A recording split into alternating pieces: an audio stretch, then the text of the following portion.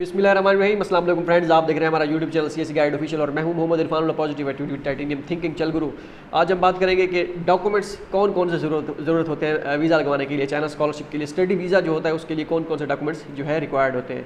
मेरे ख्याल में ये फाइनल वीडियो होगी, इसके बाद और डॉक्यूमेंट्स पे कोई वीडियो नहीं बन सकती क्योंकि ये फुल एंड फाइनल है। फ़िलहाल की कंडीशन के मुताबिक जो मैंने इन्फॉर्मेशन इकट्ठी की है, ये जो 3-4 दिन थे उसमें कन्फर्मेशन लाजमी थी कि कौन से डॉक्यूमेंट ज़रूरी हैं, हार्ड फॉर्म में कौन से, सॉफ्ट फॉर्म में कौन से, सारा चीज़ें जो है। पहले मैं आपको बता देता हूँ कि डॉक्यूमेंट्स लिस्ट कौन कौन सी है जो अभी चल रही है, ठीक है। उसके बाद जो है इसकी डिटेल और वो सारा कुछ जो है वो मैं आपको बाद में आहिस्ता आहिस्ता बताता हूँ इसी वीडियो में। पहले आपके पास अपॉइंटमेंट लेटर होना चाहिए, मीन्स के जो जेरी ऑफिस का ऑनलाइन फॉर्म फिल करते हैं वो ठीक है, उसमें फॉर्म फिल करने के बाद अपॉइंटमेंट लेटर जो है वो प्रिंट आपने निकालना होता है क्योंकि इस डेट की आपकी अपॉइंटमेंट है, ठीक है। उसके साथ ही जेरी ऑफिस का जो है फॉर्म वो भी आपने अपलोड करना है। बाकी इसके मसले मसाइल ये लिस्ट बताने के बाद मैं आपको बताऊंगा कि अपॉइंटमेंट कैंसिल करनी है, फॉर्म डाउनलोड नहीं हो रहा, उसके बाद JW की ओरिजिनल कॉपी है, ये वो मसले बाद में। पहले लिस्ट, अपॉइंटमेंट लेटर हो गया, जेरी का ऑनलाइन फॉर्म जो आप फिल करेंगे उसको डाउनलोड करेंगे वो हो गया, JW फॉर्म हो गया, उसके बाद NOC हो गई, ये किन के लिए मैंडेटरी है किन के लिए नहीं है ये बाद में, ठीक है। NOC हो गई, एडमिशन नोटिस हो गया, ठीक है, एडमिशन लेटर जिसे कहते हैं। इसके बाद पासपोर्ट हो गया आपका, आपकी फ़ोटोज़ होगी वाइट बैकग्राउंड के साथ, ओके हो गया। इसके साथ है जी बैंक स्टेटमेंट हो गया, FRC अगर आप बैंक स्टेटमेंट यूज़ कर रहे हैं, उसके साथ अगर पुराना अकाउंट है, नया अकाउंट है तो वो अकाउंट मेंटेनेंस सर्टिफिकेट, बाद में इस पर डिटेल से बात करते हैं। वैक्सीनेशन सर्टिफिकेट हो गया पासपोर्ट नंबर के साथ, उसमें मेंशन होना चाहिए। प्रोफेसर का नेम, आपका जो प्रोफेसर है उसका नेम और उसकी जो है ईमेल और ईमेल या और contact phone number, mostly phone number और नेम होते हैं वो। उसके साथ ही जो है परमिट, अगर आपने ऑलरेडी चाइना में स्टे किया है, मीन्स चाइना गए थे, वहाँ से वापस आए थे, तो जो है परमिट की कापी वो जो रेजिडेंस परमिट होता है। अच्छा, इसके बाद कितने दिन लगते हैं लाहौर और उसमें इस्लामाबाद में। एजुकेशनल डॉक्यूमेंट्स आपके पास होने चाहिए जितने भी हैं, मोफा से वेरीफाइड होने चाहिए। Educational document matrix on world जितने भी हैं आपके बनते हैं वो, ठीक है। कौन कौन से होने चाहिए वो मैं अभी लिस्ट में जब प्रॉपर मसले बयान करूंगा तो उसमें बताऊंगा। इसके साथ है पुलिस क्लियरेंस सर्टिफिकेट एक और, ठीक है। तो ये सारी चीज़ें जो है आपको जो है होनी चाहिए। तकरीबन कोई ये 14 एक डॉक्यूमेंट्स बनते हैं ये सारे। मेरे ख्याल में अब ये फाइनल होंगे, इसके अलावा और कोई डॉक्यूमेंट नहीं होगा अब कि कोई एक्स्ट्रा एडिशनल डॉक्यूमेंट्स तो यही होंगे, ठीक हो गया। अगर कुछ इसके अलावा हुआ तो वो मैं आपको जो है जो नॉर्मल जो एक बंदा अप्लाई करता है उसके लिए यही डॉक्यूमेंट्स होते हैं। अब आते हैं डिटेल पे कि डिटेल में जो है इसमें कौन कौन से डॉक्यूमेंट जो है वो होने चाहिए। मतलब अच्छा, अपॉइंटमेंट लेटर जैसे ही आप फॉर्म सबमिट करेंगे उसके बाद आप अपॉइंटमेंट लेटर जो है वो आपके पास होना चाहिए, ठीक है। आप प्रिंट निकलवाएंगे कि इस डेट की इस तारीख की ये टाइम है। टाइम वैसे मैटर नहीं करता लेकिन टाइम सिलेक्ट करना होता है, इस टाइम को मैं वीज़ा लगवाने आऊँगा तो ये अपॉइंटमेंट लेटर होता है। अच्छा, इसके साथ मसला जो है, ये मसला इसके साथ ये है कि अगर मैं अपॉइंटमेंट ले लेता हूँ, कैंसिल करता हूँ तो कैंसिल हो जाती है, बिल्कुल हो जाती है। 2 दिन पहले कैंसिल करनी है, 3 दिन पहले मतलब 2 दिन पहले आपको उससे पता लग गया कि 2 दिन पहले या 3 दिन पहले मेरे अभी डॉक्यूमेंट्स लेट है या किसी वजह से मैं नहीं जा सकता, मैं कैंसिल कर देता हूँ, तो कैंसिल करके आप नई अपॉइंटमेंट ले सकते हैं। फॉर्म आपका वही सबमिटेड रहेगा जो सबमिट होगा, ठीक है। इसके बाद है जेरी का ऑनलाइन फॉर्म जो होता है, फॉर्म अब लड़के सबमिट करते हैं, डाउनलोड नहीं होता, वो एरर आ जाता है जब डाउनलोड करने लगते हैं। अपॉइंटमेंट लेटर तो प्रिंट सामने शो हो रही होती है अपॉइंटमेंट, लेकिन वीज़ा फॉर्म जो है वो जो जेरी का होता है वो डाउनलोड नहीं हो रहा होता। उसका आपने क्या करना है, या तो ब्राउज़र की कैशे जो है डिलीट कर दें, रिमूव कर दें, कैशे क्लियर कर दें, या फिर अपना जो है ब्राउज़र चेंज कर लें। अगर क्रोम पे मोस्टली डाउनलोड नहीं होता, फायरफॉक्स यूज़ करें, इंटरनेट एक्सप्लोरर, कोई और ब्राउज़र जो है वो डाउनलोड कर लें, तो इससे जो है ये होगा। ओके हो गया। अच्छा, इसके बाद है जी JW फॉर्म। अब ये चीज़ जो है JW फॉर्म जो है ओरिजिनल हमारे पास नहीं है 2020 और 21 के स्टूडेंट्स के पास। हमारे पास फ़ोटो कॉपी है जो उन्होंने सॉफ्ट फॉर्म में सेंड की थी, क्या वो चल जाएगी?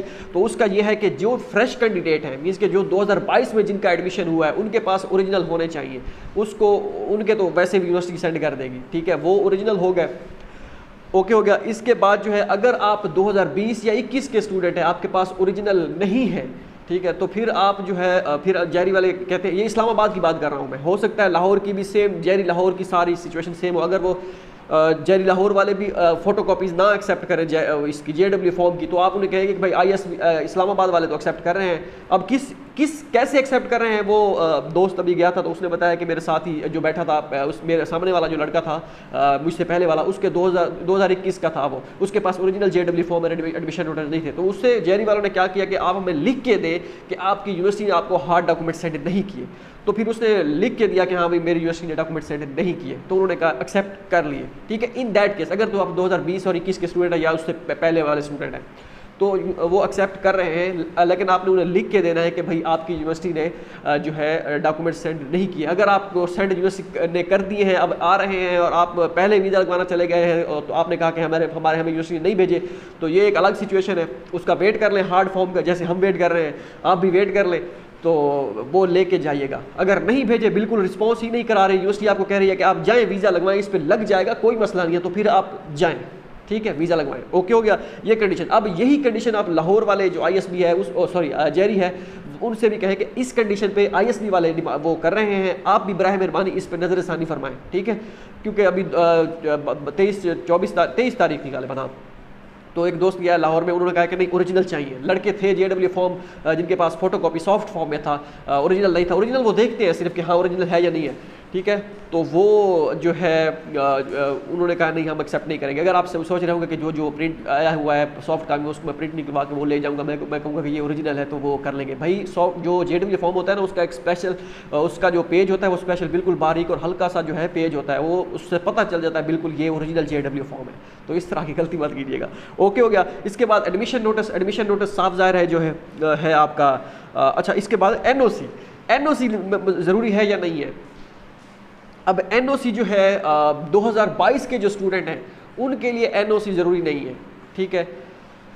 2021 के स्टूडेंट हैं, 2020 के स्टूडेंट हैं, उनके लिए जो है NOC ज़रूरी है, वो बिल्कुल ज़रूरी है। फ्रेश जो है उनके लिए नहीं है। अच्छा, एक और चीज़, जो JW फॉर्म ओरिजिनल और फोटोकॉपी है 2022 वाले जो स्टूडेंट हैं उनके लिए JW फॉर्म जो है ओरिजिनल अगर आप फोटोकॉपी लेके जाएं तो मेरे ख्याल में ओरिजिनल होने चाहिए, क्योंकि आपका तो एडमिशन अभी हुआ है, तो इसको आप ओरिजिनल कंसीडर कर लें। मैं मज़ीद इस पे जो है ओरिजिनल जो है JW होगा या नहीं होगा, इस पर मैं थोड़ा सा एक वीडियो और भी बना दूँगा कल तक या परसों तक, क्योंकि इसका मैंने कंफर्म नहीं किया कि JW फॉर्म ओरिजिनल जो है ये होना चाहिए या नहीं होना चाहिए 2022 वालों के लिए, इसका थोड़ा सा है, ठीक है। बाकी 2022 के लिए NOC जो है, NOC तो जो है लाजमी नहीं है, बिल्कुल भी लाजमी नहीं है, 2020 और 21 वालों के लिए है, ठीक है, ये चीज़ क्लियर कर लें आप।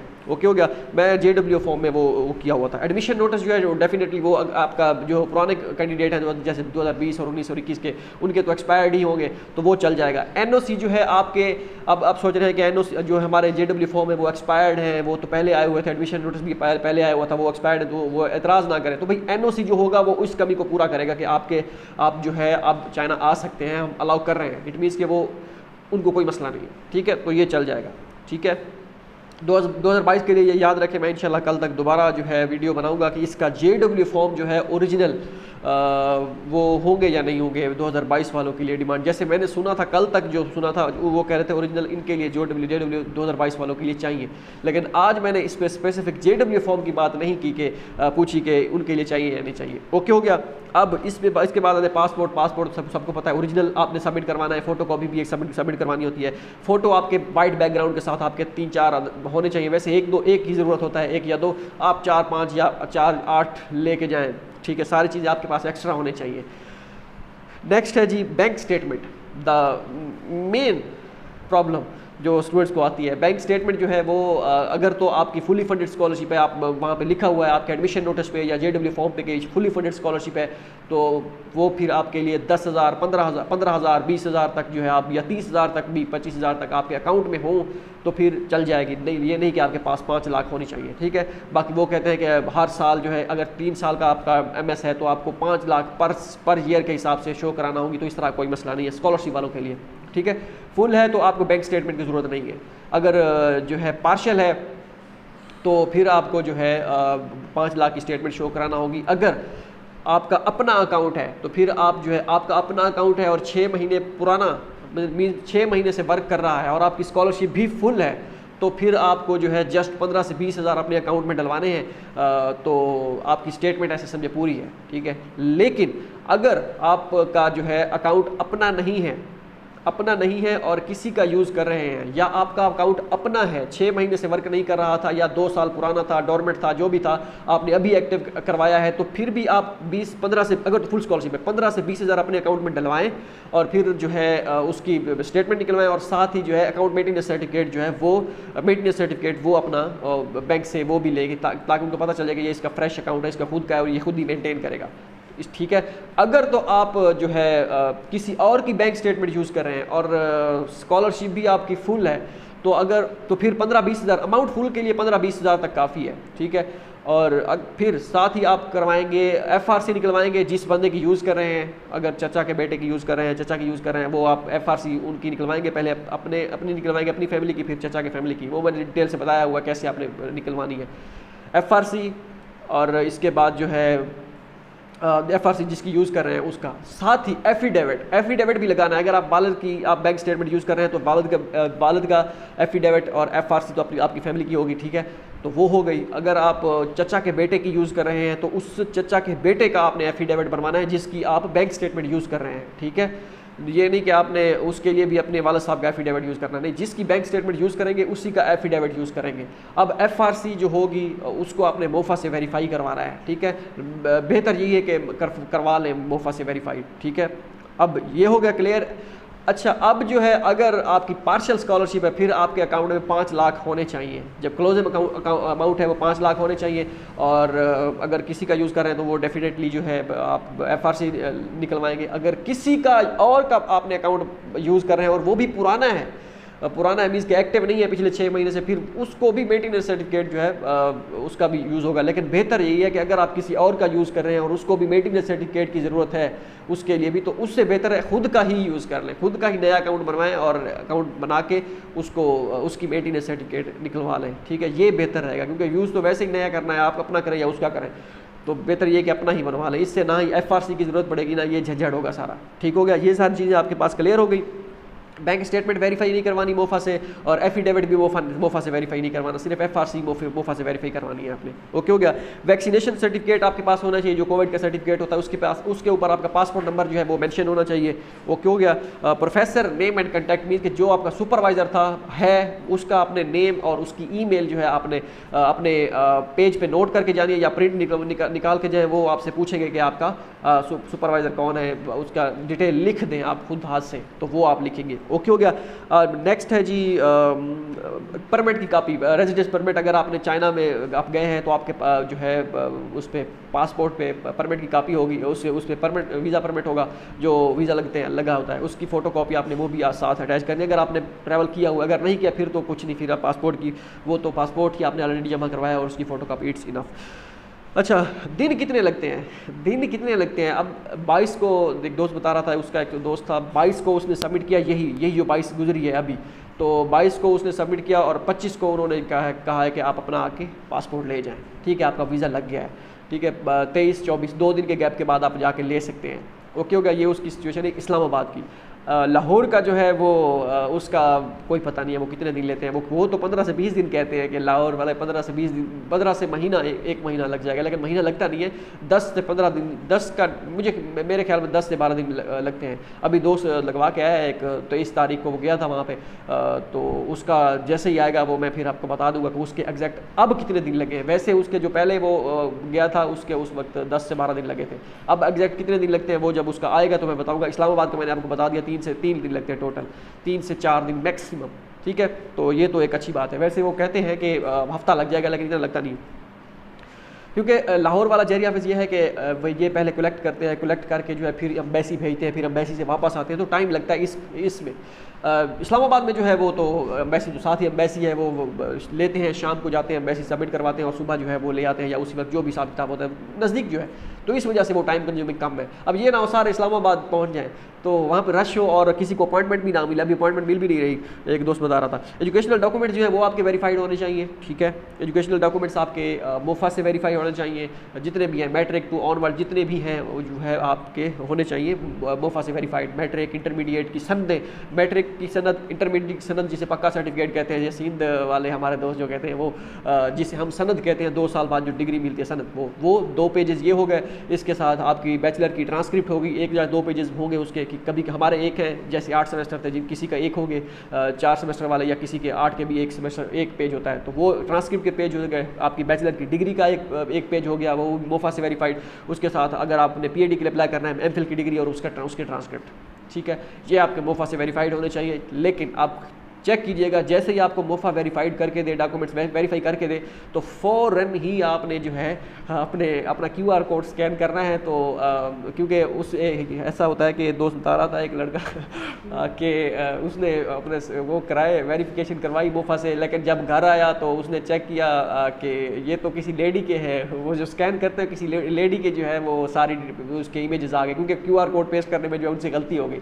फिर वो गया दोबारा और फिर जो है करवाया। आप फ़ौरन चेक कर लें, अगर फ़ौरन मसला हुआ तो दोबारा उनके कहेंगे भाई ये किसका आपने QR कोड लगा दिया है, मुझे चेंज करके दे, तो वो फ़ौरन चेंज कर देंगे आपका, ठीक है। QR कोड लाजमी चेक करना है। और मैं आपको एक और भी सजेस्ट करूँ कि जब आपने वीज़ा लगवाने जाना है, जहरी ऑफिस पहुँच जाना है, तब भी जाके अपने QR कोड एक मरतबा दोबारा चेक कर लीजिएगा, ताकि कोई पता नहीं चलता, ये किसी वक्त भी काम करना छोड़ देते हैं, तो वो आपको पता चल जाना चाहिए कि आपका वर्क नहीं कर रहा।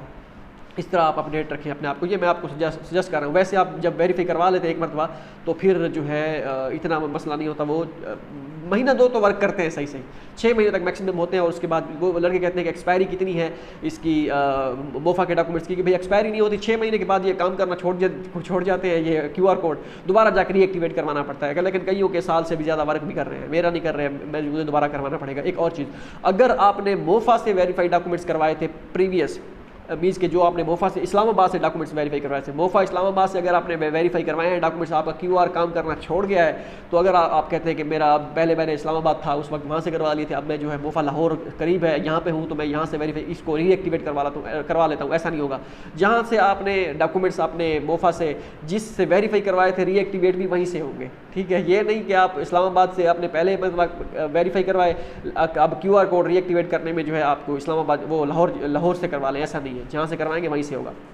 ये एक दोस्त बता रहा था अभी हफ्ता पहले कि उसके साथ ऐसा सीन हुआ है, तो उसके 2 चक्कर पड़ गए, तो ये चीज़ जानी। अच्छा, एक और चीज़, ये रीएक्टिवेट की फ़ीस होती है, दोबारा पे करनी पड़ेगी। ये क्या सीन है, तो कुछ नहीं करना पड़ता उसका। कभी आज ही मुझे एक दोस्त बता रहा था, उसने कल डॉक्यूमेंट्स वेरीफाई करवाया, उसका रीएक्टिवेट भी करवाया उसने कहा है कि 2-3 मरतबा बंदा आता है गेट पे, जब आप डॉक्यूमेंट वो इस्लामाबाद की बात कर रहा हूँ, इस्लामाबाद जाते हैं तो पहले वो आता है डॉक्यूमेंट जिनके मसले होते हैं, वो लाइन बना के खड़े होते हैं, तो उन सब के डॉक्यूमेंट्स लेके जाता है, और वो जो है आधे घंटे बाद 1 घंटे बाद जो है उनको वेरीफाई वो एक्टिवेट करके वो दोबारा उनको वापस आके दे जाता है। फिर वो जाता है, फिर वापस आ जाता है। 12 बजे से पहले 11 था, हाँ 12 बजे से पहले वो ये काम करता है, उसके बाद वो नहीं करता। जुम्मे वाले दिन 11:30 तक करता है। तो ये चीज़ें उसने कहा कि आप बता दीजिएगा। मैंने कहा बिल्कुल, ये इन्फॉर्मेटिव है, ये बतानी चाहिए। तो ये अपनी चीज़ ये माइंड में रखें, अगर आपने कभी जाना भी हो QR कोड एक्टिवेट करवाने, तो 12 बजे से पहले जाइएगा, ताकि वो बंदा जो गेट पे आता है उसको आप डॉक्यूमेंट्स दे सकें, ठीक है। बाकी वो उस बंदे का वो एटीट्यूड वगैरह वो आप खुद जाके देख लीजिएगा जब आप जाएंगे। तो मैं भी जाऊँगा, मैं भी देखूँगा कि कैसा है, ठीक है। तो ये सारी चीज़ें जो है वो भी आप नोट कर लीजिएगा। ओके हो गया, मोफा के डॉक्यूमेंट्स आपके हो गए। QR कोड लगा होना चाहिए, लगा होता है बिल्कुल, वेरीफाई भी कर लेना है आपने। अगर आप ऑलरेडी मेरे जैसे जो QR कोड थे वो अब वर्क नहीं कर रहे हैं, मुझे जाना पड़ेगा पुलिस क्लियर सर्टिफिकेट, तो वैसे वेरीफाई करवाना है, तो वो जब करवाऊँगा तो एक्टिवेट भी करवा लूँगा। ओके हो गया। एक और चीज़ मुझे कमेंट में बताइएगा कि जिन्होंने वेरीफाई किए हैं अपने मोफा से वेरीफाइड, जो उन्होंने QR कोड स्कैन किया है, उनके डॉक्यूमेंट्स फ्रंट और बैक दोनों साइड, मीन्स कि एक अगर डिग्री का पेज है बैचलर की, फॉर एग्जांपल बैचलर की डिग्री का फ्रंट पेज और बैक पेज दोनों शो हो रहे हैं या एक शो हो रहा है, ये चीज़ मुझे कमेंट में कंफर्म करके बताइएगा। क्योंकि मेरा तो एक ही साइड शो हो रही थी, एक दोस्त बता रहा था उसके दोनों शो हो रहे हैं। दूसरे से मैंने पूछा, उसने कहा नहीं मेरा भी एक शो हो रहा है, जिस पे QR कोड लगा होगा वही पेज शो होगा। तो ये चीज़ मुझे कंफर्म करके बता दें कि कमेंट में कि कितने स्टूडेंट हैं जिनकी दोनों साइडें शो हो रही हैं डॉक्यूमेंट्स की, वो जो PDF फाइल डाउनलोड होती है उसमें। ओके हो गया। अब आप ये कन्फ्यूज़ है कि मेरा जो पहले वाला QR कोड था, जो मेरे डॉक्यूमेंट्स वेरीफाइड थे, वो उसका QR कोड अलग था। अब मैं पुलिस क्लियर सर्टिफिकेट तो मैं अब दोबारा बनवा रहा हूँ, तो इसका अलग होगा, कोई मसला तो नहीं है? कोई मसला नहीं है, ठीक है। नेक्स्ट है जी पुलिस क्लियर सर्टिफिकेट। ये तो पुलिस क्लियर सर्टिफिकेट मोफा से वेरीफाई करवाना होता है आपने। मोफा से वेरीफाई, इसको भी आपने मोफा से वेरीफाई करवा के स्कैन कर लेना है, QR कोड स्कैन कर लेना है। ओके हो गया। ये आपने ओरिजिनल सबमिट करवाना होता है। पासपोर्ट और पुलिस क्लियर सर्टिफिकेट, ये जो है ओरिजिनल आपने सबमिट करवाना होता है। ओके हो गया। बाकी सारी चीज़ें जो है photocopy, front end back photocopy, okay, बाकी कोई चीज़ भी ओरिजिनल उनको नहीं देनी। फोटोकॉपी आप कलर्ड करवाएं, ब्लैक एंड वाइट करवाएं, वो आप पे डिपेंड करता है, लेकिन एडमिशन नोटिस, एनओसी और जेडब्ल्यू फॉर्म ये कलर्ड हो तो अच्छा है, ठीक है। और इंटरव्यू भी होता है। हाँ, इंटरव्यू का चलो मैं बता देता हूँ, थंबनेल पे लिख दूंगा कि इंटरव्यू के क्वेश्चन कौन कौन से पूछे जाते हैं जब जहरी ऑफिस में जाते हैं, ताकि पता चल जाए आपको। इंटरव्यू का ये है कि वो बेसिक से क्वेश्चन पूछते हैं कि नाम क्या है, कौन सा एमफिल की स्टडी जो है किस चीज़ के लिए जा रहे हो, एमफिल के लिए जा रहे हो, पीएचडी के लिए, मेजर कौन सा है, प्रोफेसर का नेम अगर पूछ ले तो वो, यूनिवर्सिटी पूछ ले तो वो सारी चीज़ें जो है, स्कॉलरशिप फुली फंडेड है, पार्शियल है, इस तरह के बेसिक से क्वेश्चन, भाई टेक्निकल क्वेश्चन नहीं पूछेंगे, बस यही क्वेश्चन पूछेंगे। वो मेरे ख्याल में ये साइकोलॉजिकल तौर पर वो चेक करना चाहते हो कि ये बंदा ठीक एक्टिव ही है या एवं ही जो है कोई खामखा तो नहीं आ गया, तो ये सारी चीज़ें चेक करने के लिए जो है वो सारी चीज़ चेक करते हैं। इस पूरी वीडियो में सिर्फ एक कन्फ्यूजन है जो मुझे अभी तक है। आप शुरू में आपने वीडियो देखी होगी कि ये क्या हमारे 2022 वाले और JW का पता ही नहीं है, तो ये क्या सीन है। मैं JW का कंफर्म करूँगा दोबारा कि JW फॉर्म 2022 वालों के लिए जो है ओरिजिनल जो है होना चाहिए, या फ़ोटोकॉपी सॉफ्ट कॉपी चल जाएगी।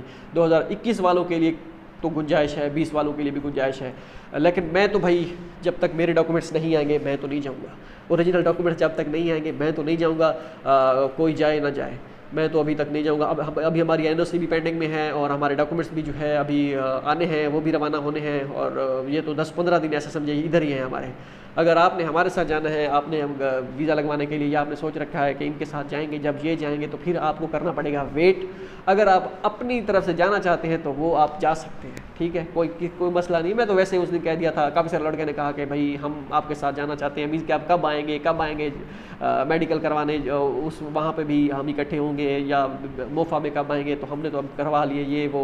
मैंने कहा कोई मसला नहीं है, जिसको जितना आसान लगे, जब दिल करे वो करवा ले, वहाँ पे अपना जो है जो काम आसान लगे। मैंने तो वैसे कहा था वीडियो में कि भाई हम जाएंगे, जब हम जाएंगे तो मैं बता दूंगा कि ये हम इस डेट को जा रहे हैं। तो अगर वैसे कोई इस्लामाबाद में काफ़ी सारे लड़के हैं, वो कह रहे हैं कि इरफान भाई जब आपने आना है हमारे से मुलाकात लाजमी करनी है, तो उनको भी पता चल जाएगा, और वैसे भी जो है पता चल जाएगा सबको कि हम आ रहे हैं, ठीक है, स्वागत कीजिए हमारा, वैसे कह रहा हूँ। ठीक हो गया, ये सारी चीज़ें थी। अगर मैं कोई चीज़ भूल नहीं गया, मेरे ख्याल में अब मैं इस वक्त आज मैंने पूरा मुकम्मल होमवर्क किया था और सारी चीज़ें बता दी, कोई चीज़ मैंने मिस नहीं की, ठीक है। ये X1 स्टडी वीज़ा के लिए है।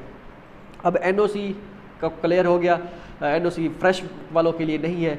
अगर तो जिनको अब डॉक्यूमेंट्स हार्ड फॉर्म में मिल गए हैं, 2022 वालों को हार्ड फॉर्म में आ चुके हैं, वो जाके वीज़ा लगवा सकते हैं। लेकिन JW फॉर्म जिनके पास सॉफ्ट फॉर्म, मेरे ख्याल में यूनिवर्सिटी कोई ऐसी नहीं होगी 2022 में जिनके पास सॉफ्ट फॉर्म में होंगे डॉक्यूमेंट्स, वो सारे हार्ड में ही सेंड करेंगे। उनको पता है अब अलाउ कर दिया है तो हार्ड सेंड करने चाहिए, ठीक हो गया। अब काफ़ी सारे यूनिवर्सिटीज़ हैं वो कह रही है कि भाई आप सॉफ्ट पे काम चलाएं, हार्ड हम सेंड नहीं करेंगे, तो ऐसा भी चल रहा है, ठीक है। ये सारी चीज़ें होगी। अगर मुझे लगा कि एक और वीडियो बनानी है ये JW फॉर्म में 2022 वालों के लिए, तो इंशाल्लाह मैं ज़रूर बनाऊंगा। कोई और चीज़ मुझे इन्फॉर्मेटिव पता चली वो भी मैं बनाऊंगा जहरी ऑफिस के हवाले से, कि कितने दिन लगते हैं, मज़ीद क्या चल रहा है। हो सकता है ये जितने मैंने दिन आपको बताए हैं जहरी ऑफिस लाहौर और इस्लामाबाद के, हो सकता है आने वाले दिनों में जो है बढ़ जाएँ ये दिन, क्योंकि रश काफ़ी ज़्यादा हो जाएगा, तो ये सारी चीज़ें भी हो सकती हैं। तो यही इतने दिन भी लग सकते हैं। और फीस मेन चीज़, जहरी ऑफिस की जो फ़ीस है वो 8300 से करके बढ़ा के 10,280 रुपये कर दी गई है। तो ये 2000 का एडिशनल हुआ है इजाफा। ये नॉर्मल सर्विस है। एक्सप्रेस में अब मेरे ख्याल में एक्सप्रेस की कोई ज़रूरत नहीं है फ़िलहाल, टिकटें अभी डिसाइड नहीं हो रही कि कितनी होगी फ़ाइनल, आपके माइंड में भी चल रहा होगा, तो इस वजह से लड़के नॉर्मल ही करा रहे हैं। एक्सप्रेस में भी 2200 या 3000 ज़्यादा होगा, 10,000 की वजह 13,000 होगा, वो बस यही का फ़र्क होगा, बाकी ज़्यादा नहीं है, ठीक है। 23 मिनट की वीडियो बनेंगे, मेरे ख्याल में ये इन्फॉर्मेटिव वीडियो हो सकती है अगर कोई देखना चाहे। और ग्रुप्स में काफ़ी सारे स्टूडेंट जो होते हैं वो वीडियो शायद पूरी नहीं देखते, या उनके पास टाइम नहीं होता, या वो कहते हैं कि इनकी वीडियो क्या देखनी है, बस ऐसे ही जाएंगे। अब लड़के गए हैं जी वीडियो वगैरह, या उन्होंने किसी से पूछा है नहीं, CSE फुली फंडेड स्कॉलरशिप थी उनकी, वो पहुंच गए, वहाँ पे पता चला कि भाई बैंक स्टेटमेंट तो है ही नहीं आपके पास, वो लेके आए। वो बैंक स्टेटमेंट फिर लेने के लिए उसके लिए दोबारा वापसी आना पड़ा, ठीक है। एक और चीज़, अगर आपको जहरी वाले कहें कि हम भेज रहे हैं ये डॉक्यूमेंट्स, आपकी आगे आपकी ज़िम्मेदारी है, वीज़ा लगे या ना लगे, तो भाई आपने नहीं भेजने।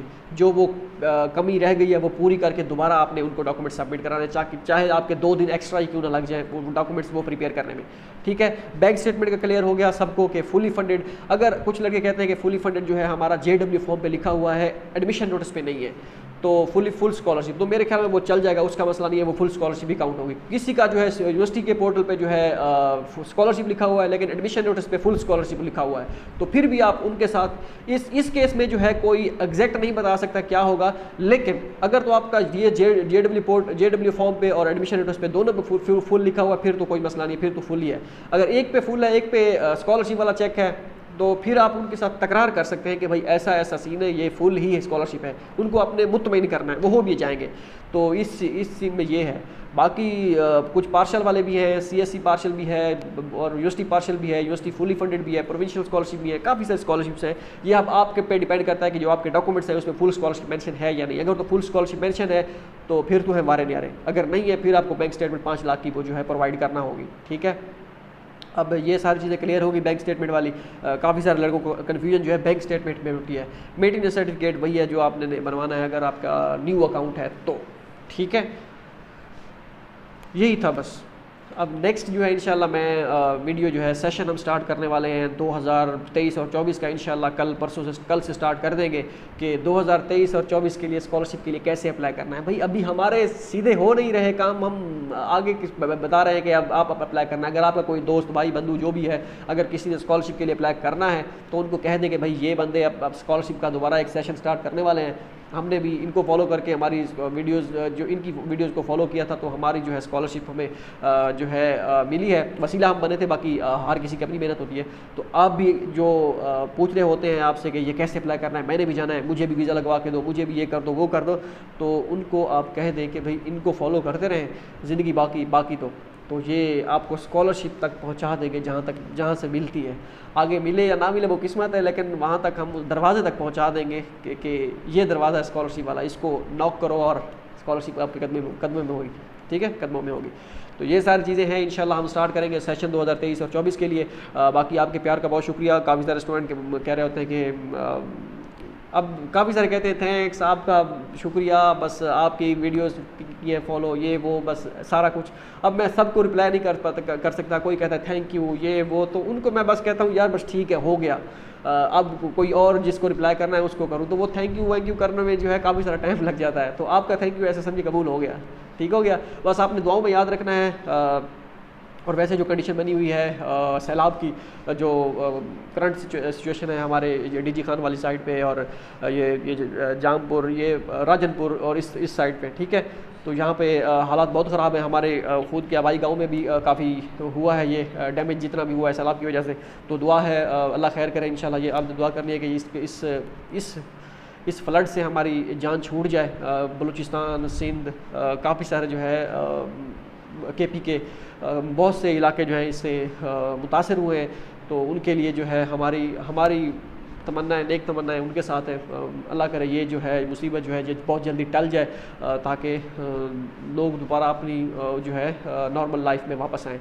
आपने उनके लिए दुआ लाजमी करनी है। मिलते हैं अगली वीडियो में, दो में याद रखिएगा। अल्लाह हाफ़िज़।